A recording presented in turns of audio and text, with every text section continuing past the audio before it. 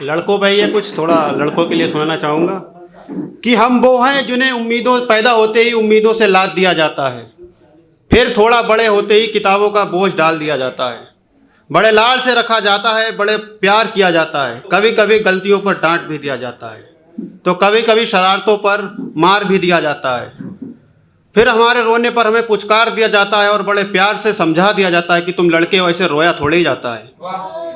तुम्हारे आंसुओं को तुम्हारी आंखों में कैद कर लिया जाता है, तुम्हारी भावनाओं को तुम्हारे दिमाग में बांध दिया जाता है और तुम्हारी काबिलियत को तुम्हारे नंबरों से जज किया जाता है।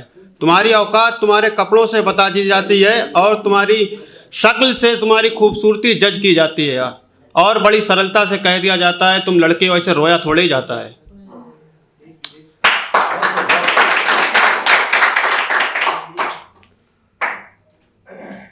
एक कुछ चंद लाइनें लिखी है मैंने यहाँ पीलीभीत डिस्ट्रिक्ट में, हमारा छोटा सा कस्बा पड़ता है बीसलपुर, उसके लिए उसके बाद थोड़ा अलग कॉमेडी हट के सुनाता हूँ कुछ। कि वो पटेल नगर की पुलिया थी जहाँ बैठकर पहली बार गुजरती हुई ट्राली से हमने गन्ना खींचा था। वो डिग्री कॉलेज का ग्राउंड था जहाँ हमने क्रिकेट खेलना सीखा था। वो बाबाजी वाली गली थी जहाँ हमने गिरकर उठना सीखा था। वो सागर तालाब ही था जहाँ कभी हमने पानी में तैरना सीखा था। वो बीसलपुर का मेला था जहाँ हमने पहली बार नाव वाला झूला झूला था। सुबह स्कूल जाने से पहले पतंग उड़ाने की जिद और शाम को टेकन 3 खेलने का जुनून, लगता था बस यही ज़िंदगी है। कभी कभी गुजरा हुआ वक्त और बिछड़े हुए लोग दोनों बहुत याद आते हैं। औरतों की एक खास बात होती है ना, 2 औरतें ई रिक्शा में बैठी हुई जा रही, उनको ऑब्जर्व किया मैंने, आपस में बात कर रही। और जिज्जी कितने दिन बाद निकली? कुछ होना जिज्जी, कुछ होना जिज्जी, क्या बतावें, बच्चा है छोटे, घर में काम धंधा में टाइम ही नहीं मिल पाओ। 6 महीना बाद तो घर से बाहर निकले और तुरंत ही जब पैसे देने का नंबर आएगा 10 कहाँ पत्ते 5 है पत्ते हैं हमारे रोज कानो जानो है यहाँ।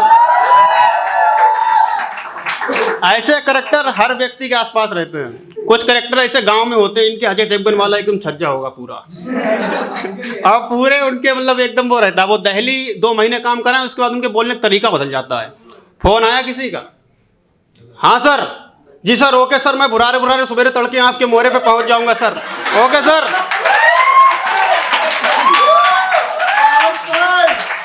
ऐसे ही कुछ करेक्टरों को मैंने ऑब्जर्व करके एक अपना देसी कंटेंट बनाया।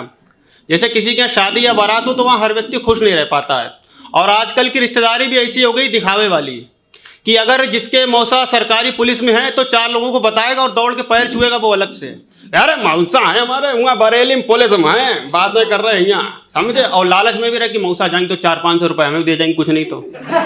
अब एक रिश्तेदार वो है जिनके पास कुछ भी नहीं, अपने बिक्की सारे पान खाते हुए, उन्हें कोई वैल्यू नहीं देता घर में ना। उनको कोई पड़ोसी पूछे ये कौन है, कोई ना, ऐसे ही काम करने के लिए आए घर में। तो वैसा माहौल रहता है। तो ये सिचुएशन है शादी की है। तो वहाँ जो एक ऐसे कैंडिडेट थे, उन्हें मतलब जो है पूछा ही नहीं, तब वो सुबह नाराज हो गए, बताओ हम रहे तुम्हारी आंगन में पड़े रहे, तुम्हारे घरे कौन हमसे चदरा कोलो नहीं पूछी। अब वहाँ बरेली वाले मौसा है, उन्हें तुमने कमरा में डालो, जे कोई बात हो तुम्हारी पुत्ता नहीं। तुम्हारे बाप जब जिला अस्पताल में भर्ती थी, हमने उन्हें 2 बोतल खून दो तो तब कोई बरेली वाला मौसा काम ना आया हो तो सिर्फ जो निगोई वाले जीजा काम आई थे, बातें कर रहे थे मुँह खाली, समझे। अब पुत्तन भी एक अलग कैरेक्टर है बस। हाँ, परमात्मा परमपिता परमेश्वर, माता पिता का आशीर्वाद, गुरु की कृपा, हाँ बस। ये क्या है जीजा, ये तुम्हारी निजता को प्रमाण है। हाँ, उधर से 2 औरतें आपस में बात कर रही, क्यों जी जे कौन है, जे झांझल दमाद है, इनकी शेरा मुख मेला में बहुत मार भई थी। उधर उनके छोटा लड़का बोला, अरे अम्मा हमने पहले कहा जीजा मत बुलाओ, जे यहाँ जा, हर जगह जा, जे चहने उटंगी करते हैं। हरदोई वाले बुआ ने भी नहीं बुलाया उन्हें, ऐसा ही ना, हरदोई वाली बुआ ने बुलाओ ना, फरुखाबाद वाली मौसी बुलाओ, तुमने जे हर जगह जा, जय चिरान फैला देती यहाँ नहीं तो। अब बीच में फूफा बोले, जिनको काम हो सिर्फ लंबी लंबी छोड़ना, गुटका खाए बोल, का छोड़ा भैया हमें बढ़ावो दो। अब छोटे वाले साले उनके बोल, तुम चुप बैठो फूफा, आना ही तो तुम मुंह बंद रखो एकदम, तुम खुद हर तो व्यापार वंडा ठेलक लगाओ दोगे और बाबा माँ जीजा के लिए बातें कर रहे हो गाना। तुम्हें कहा ना तो पापा ने तुम्हें पल्सर दी थी, सब जुआ बेच खाई गई, बातें कर रहे तुम क्या चुप बैठे रहो ना, तुम वहाँ घुमाए तू पटकी मारेंगे, तू पटकी ना झेल पाओ तुम मेरी। अब उनकी अम्मा बोलने, होए लल्ला रामू तुम्हें चुप रहो।